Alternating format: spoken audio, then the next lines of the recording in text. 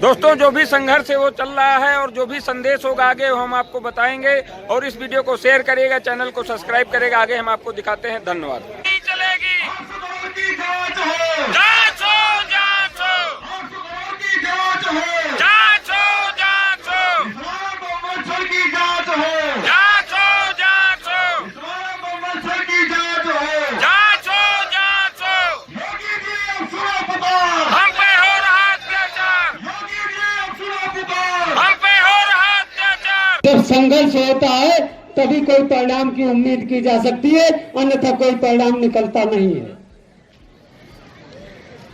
प्रयास जारी है, हम लोगों का संघर्ष जारी है और शासन में तनिक सी सहनशीलता होगी तो निश्चित रूप से हमारे स्मारक परिवार में जो अंधेरा आज फैला हुआ है वो उजाला भी अवश्य आएगा। अगर नहीं भी आता है तो हम आप आगे की रणनीति बना सकते हैं, आगे की रणनीति पे विचार कर सकते हैं, आगे की रणनीति का हिस्सा हो सकते हैं। आगे की रणनीति बनाते हुए जैसे मैं आपको चंद शब्दों में ये कह दूं कि ये जो सरकार ने, शासन ने जो एक क्रांतिकारी धरती दी कि यहाँ पे किसी वर्ग का पीड़ित, चाहे वो कर्मचारी वर्ग हो, चाहे आम समाज हो, कोई आम समाज नागरिक हो, कोई जनमानस अगर यहाँ पे अपनी आवाज बुलंद करेगा तो उसकी आवाज को न दफनाते हुए उसकी आवाज पर विचार किया जाएगा और उसकी पीड़ा से उसे मुक्ति दी जाएगी। सरकार ने न्याय का मंदिर तो बनाया, इसे हम न्याय का मंदिर कहेंगे, लेकिन काहे का न्याय का मंदिर? एक कौन सा न्याय का मंदिर? जब इस मंदिर पे भिक्षा मांगने पे, प्रार्थना करने पे हमारी समस्याओं को न सुना जाए तो ये कौन सा न्याय का मंदिर कहा जाएगा? ये न्याय का मंदिर नहीं, ये अन्याय का मंदिर है। अगर हमारी आवाज को न सुना गया तो ये कौन सा न्याय का मंदिर है? तो मैं इन्हीं शब्दों के साथ मैं आपको आश्वस्त करता हूं कि अगर इतनी लड़ाइयां लड़ने के बावजूद भी, इतनी कुर्बानियां देने के बावजूद भी अगर इस मंदिर में हमको न्याय न मिला तो एक न्याय का मंदिर और है, स्वतंत्र न्यायपालिका है। हम उस न्यायपालिका का दरवाजा खटखटाएंगे, अगली हमारी रणनीति का हिस्सा वो होगा, हमारी सुनी जाएगी।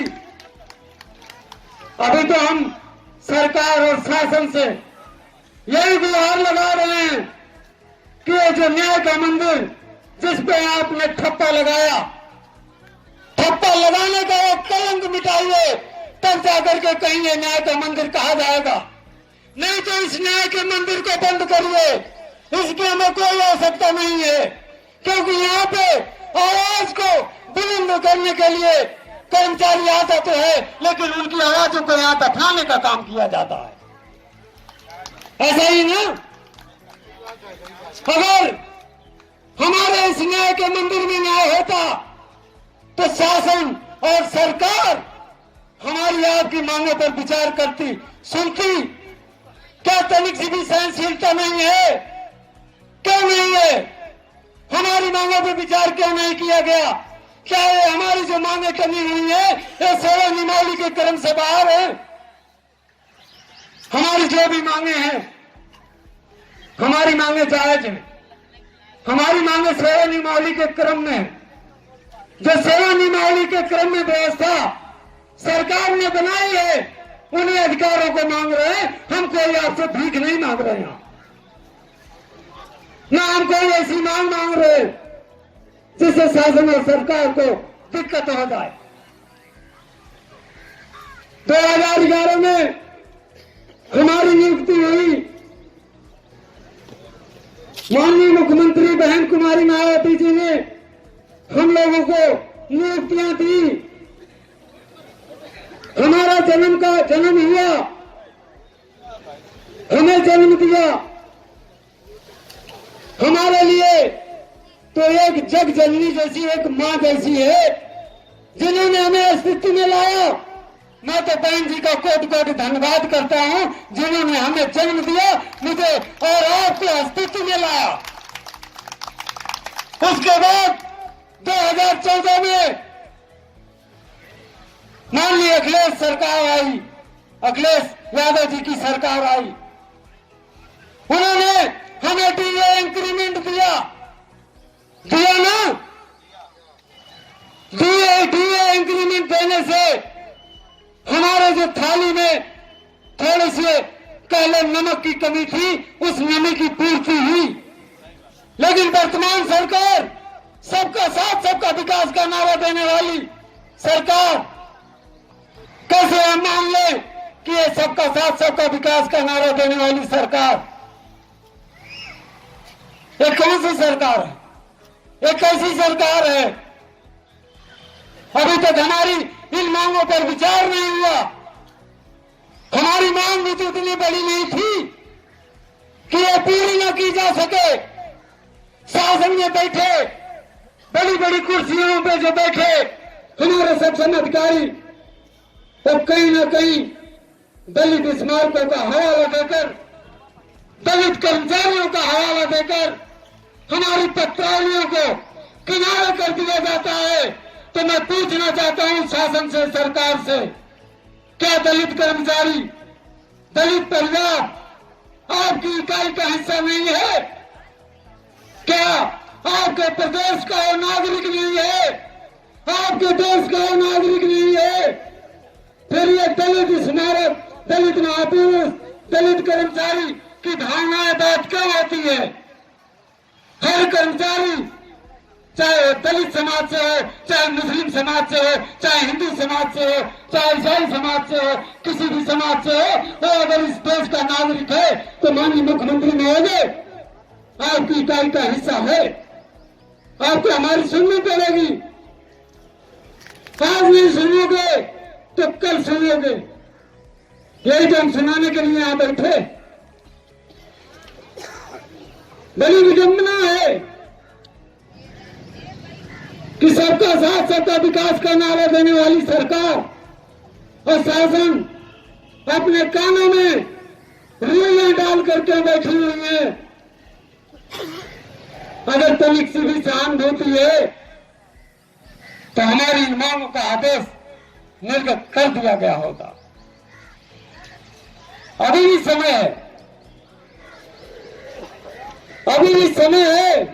हम प्रदेश के मुखिया माननीय मुख्यमंत्री महोदय का अभी भी कोटि कोटि धन्यवाद देते हैं, निवेदन करते हैं कि हमारी जो सामान्य सी मांग है इसका शासनादेश निर्गत कर दिया जाए। हम समस्त स्मारक परिवार के सभी आपके ही इकाई के हिस्सा हैं। आप ही के हम लोग संतान हैं, आपके ही हम बच्चे हैं। आप हमारे माता पिता के समान हैं। जब पिता ही रूठ जाएगा तो बच्चों को न्याय कहां मिलेगा? कौन सी न्यायपालिका में हम जाएंगे? कहां जाएंगे?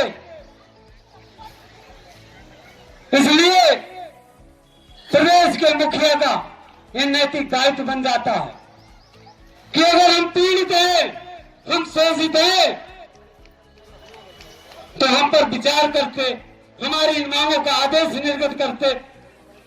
अगर 1 मिनट के लिए मांग भी लिया जाए कि हमने अगर पुनरीक्षित वेतनमान की आवाज उठाई, 7वें वेतनमान की आवाज उठाई, इसमें पढ़ने वाला जो व्यवहार आपके कोष पे आता है, तो मैं 1 मिनट के लिए ये मान भी जाऊं कि आपके कोष में धन नहीं है, नहीं दे सकते।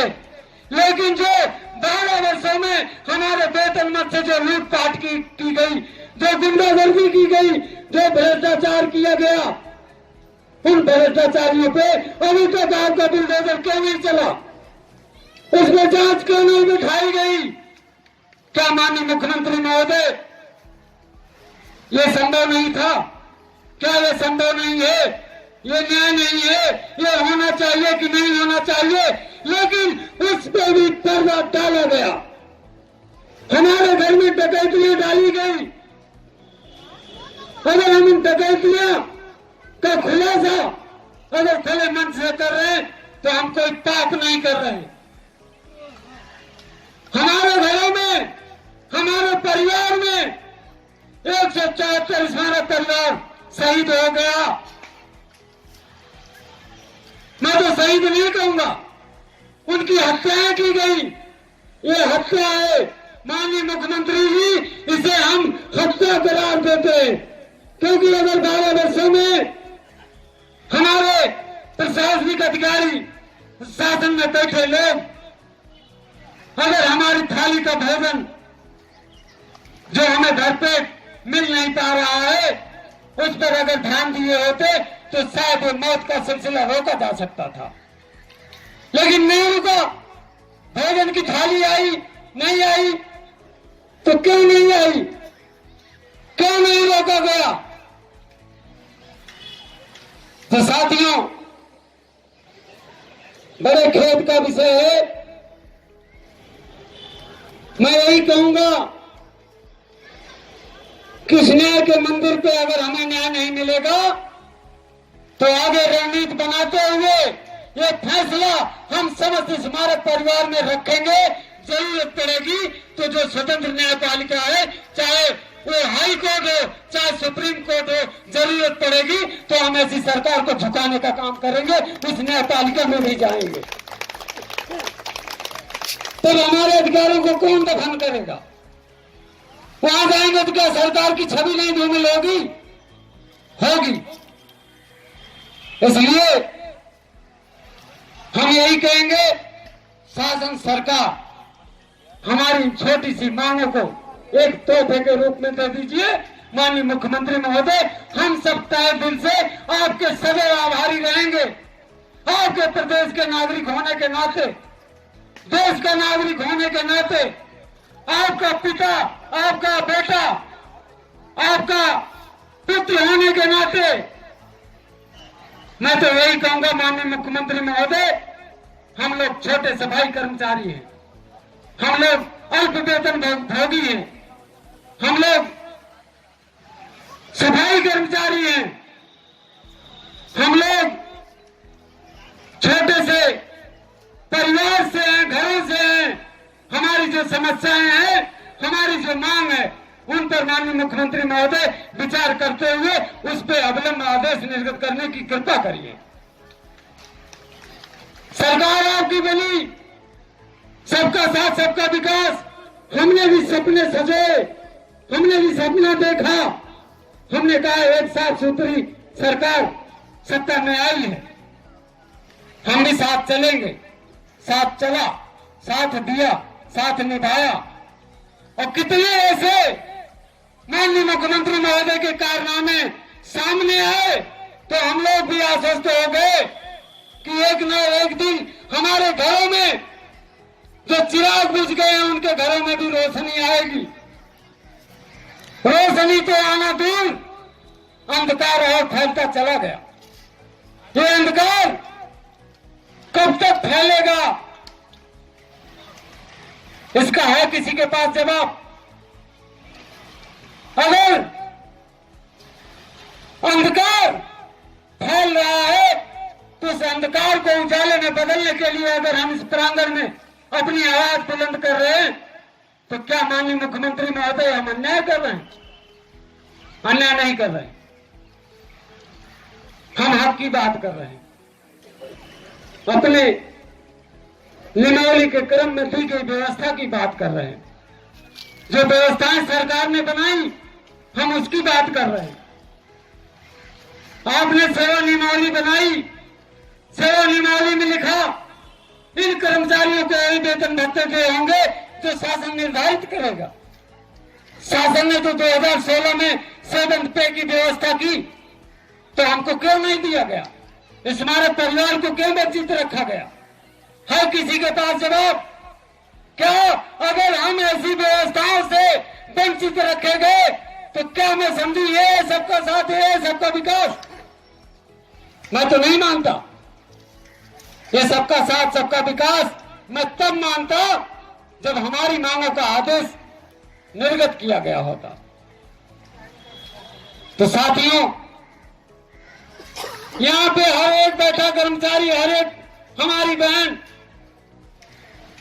ये समझ लें, मैं बता दूं कि जब ये लड़ाई शुरू हुई तो हम लोगों ने हाथों में गंगा जल लेके ये प्रतिज्ञा ली थी, अपनी नौकरी को, अपने बच्चों के उस भविष्य को कूड़ेदान में फेंक कर हम लोग यहाँ पे बैठ गए। अगर हमारी गर्दन भी कट जाएगी तो हम मैदान छोड़ के नहीं जाएंगे। कोई एक व्यक्ति कह दे कि लड़ाई में या लड़ाई की रणनीति में कोई कमी रह गई हो तो बता देना। लेकिन साथियों, दुर्भाग्य ये है कि आज अभी भी हम खाली हाथ आए थे और अभी खाली हाथ है। ये सभी हमारे खाली हाथ मुट्ठियों में तब्दील हो सकते हैं जब हम और आप अपने टूटे हुए सपने को और अपने आने वाले कल को, हम आने वाली हाथों में ये जो लकीरें हैं, जो हमें अपने भविष्य के लिए उज्जवल भविष्य की जो लकीरें हैं, आने वाले कल के बारे में हम सोचना शुरू कर देंगे, तब ये हमारी मुट्ठियों में तब्दील होगी जो मुट्ठियां हमारी खाली। ये कैसे संभव होगा? ये तभी संभव होगा जब इस पे आप और हम बैठ के विचार करेंगे, तब ये संभव होगा। लड़ाइयां बहुत सी लड़ी जाती हैं, लड़ाइयां लड़ी जाए, अगर एक लड़ाई में किसी को अगर हार मिल जाए तो साथियों, मैं ये नहीं कहूंगा वो हार है। जब दो पहलवान अखाड़े में उतरता है ना, तो एक की हार होती है, एक हारता है और एक जीतता है। लेकिन याद रखना, जो पहली बार लड़ाई लड़े और जीत जाए तो उसकी जीत जो है तुक्का हो सकती है, क्योंकि वो व्यक्ति घमंडी हो जाता है। लेकिन जो हार कर लड़ाई को लड़ता है वो हर लड़ाई को जीतने के लिए समर्थ होकर उठता है, और आगे हर लड़ाई को जीतने के लिए वो समर्थ होकर उठता है, और हर लड़ाई को जीतने की उसमें क्षमता हो जाती है। तो ये सोचिए कि हमारा जीवन समाप्त हो गया या हम समाप्त हो गए। अभी हमारा जीवन है, अभी हमारी सर्विस लंबी है, हम लड़ेंगे, चाहे आंधी आए, चाहे तूफान आए, हम तूफान का भी सामना करेंगे, आंधी का भी सामना करेंगे। और मैं ये कहूंगा, अगर इस न्याय के मंदिर पे हमें न्याय नहीं मिलेगा तो हम जो दूसरी स्वतंत्र न्यायपालिका है, हम उस न्याय के मंदिर में जाएंगे और इस शासन और सरकार को झुका के दिखाएंगे। साथियों, जब हम इस लड़ाई का हिस्सा बने, मैंने पहले भी कहा था, ये लड़ाई ना तो मुझे किसी ने बुलाया और ना ही मैं किसी के बुलाने पे यहां आया। हमारे घरों में चूल्हे नहीं जल रहे थे, हमारे बच्चे भूखे प्यासे थे, हमारे बूढ़े माँ बाप भूखे थे, परिवार आर्थिक संकट से गुजर रहा था। मुझे भी कहीं ना कहीं इसकी आवश्यकता थी कि हम भी लड़ाई का हिस्सा बने, क्योंकि हमारे भी परिवार में चूल्हे नहीं टाइम से जल रहे थे, हमको भी भूख थी, हमको भी प्यास थी, इसलिए हम इस लड़ाई का हिस्सा बने। और जैसे भी हमने इस लड़ाई को अंजाम दिया, जो भी टूटे फूटे शब्दों में हमें कभी लिखने की जरूरत पड़ी तो हमने वहां कलम चलाई। आपने हमें खड़ा किया बोलने के लिए तो हम मंच पे खड़े हुए, बोले भी। और इन 90 दिनों में ऐसा नहीं है कि हमने यातना नहीं झेली, हमें पीड़ा नहीं हुई। हमने भी अपने 40,000 वेतन यहाँ पे कटवाए, इसी क्रांतिकारी धरती पे कटवाए। पीड़ा हमें भी है, अगर आपको पीड़ा है, परिवार को पीड़ा है, तो पीड़ा हमें भी है। अगर यही पीड़ा हर कर्मचारी, हर व्यक्ति स्मारक का अगर जान गया होता तो 90 दिन पूरे होने से पहले हम यहाँ एक नया इतिहास उसके चले गए होते। सहयोग देना, समर्थन देना एक कोई बहुत बड़ी बात नहीं होती है। इसके लिए जिगरा होना चाहिए, दिल होना चाहिए, जुनून होना चाहिए, समर्थन होना चाहिए, आपके अंदर वो हिम्मत होनी चाहिए, आपके अंदर वो ताकत होनी चाहिए, तब जाकर के ये इतिहास लिखे जाते हैं। वरना एक कायरों की तरह पीछे बदनामी का ठप्पा लग जाता है। हम लोग न कायर थे न कायर हैं। जिस तरीके से अपने सर को उठा कर आए थे, मैं आपको भरोसा दिलाता हूं उसी तरीके से यहां से सर उठाकर जाएंगे। और मैं वादा करता हूं मैं इस क्रांतिकारी धरती पर अपने स्मारक परिवार में जिंदा रहूंगा तो दोबारा इस शासन को, सरकार को झुकाकर आपके बीच में पुनः आऊंगा। इसलिए जब से मैं जानने के काबिल हुआ, सक्षम हुआ, समर्थ हुआ, मेरा जीवन भी संघर्ष में ही बीता है। और संघर्ष करना हमारा एक जुनूनी इतिहास है और संघर्ष करना हमें बहुत अच्छा भी लगता है। साथियों, जब भी मैं किसी काम को करता हूं पूरी निष्ठा ईमानदारी के साथ, पूरे लगन के साथ करता हूं। अगर नहीं करता हूं तो फिर नहीं करता हूं। इसलिए साथियों, बिल्कुल घबराने की जरूरत नहीं है, डरने की जरूरत नहीं है। अभी हमारे पास समय है, समय की प्रतीक्षा करो। परिणाम आपके बीच में आएगा, जरूर आएगा, क्योंकि बहुत सारे स्मारक परिवार को आशाएं, बहुत सारे परिवार में उन बूढ़े माँ बाप बच्चों की दुआएं, आशाएं बनी हुई हैं। ऊपर वाला कहते ना, ऊपर वाला बहुत बड़ा होता है, बहुत दयालु होता है, वो देख रहा है।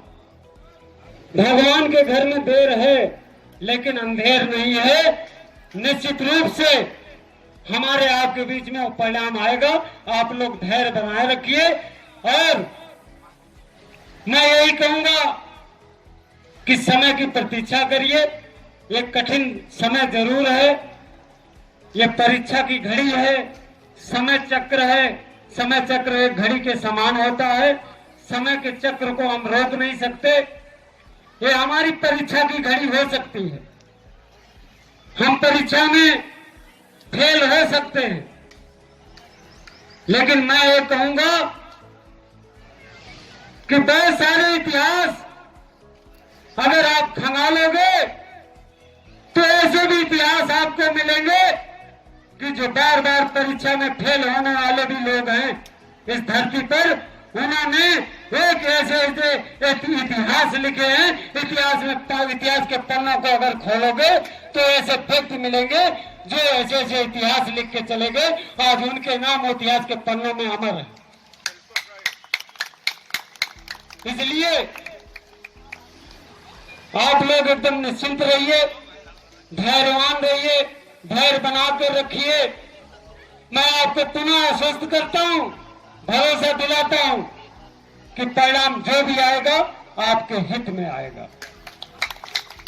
साथियों, यहीं पे मैं अपनी वाणी को समाप्त करना चाहूंगा।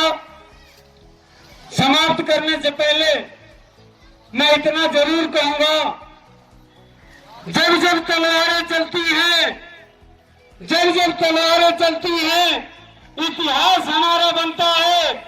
जिस ओर जमानी चलती है उस ओर जमाना चलता है। साथियों, एक बार आप लोग हमारे साथ नारों की गूंज आवाज दो, आवाज दो, आवाज दो, कर्मचारी एकता जिंदाबाद,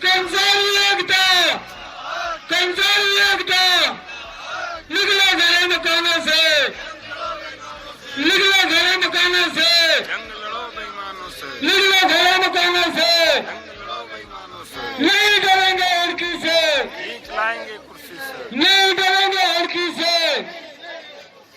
योगी सीएम सुनो पुकार, हो रहा अत्याचार, योगी सीएम सुनो पुकार, हो रहा अत्याचार, योगी सीएम सुनो पुकार। हो रहा अत्याचार। धन्यवाद साथियों, इन्हीं शब्दों के साथ मैं अपनी वाणी को विराम देता हूँ। जय हिंद, जय भारत, जय कर्मचारी।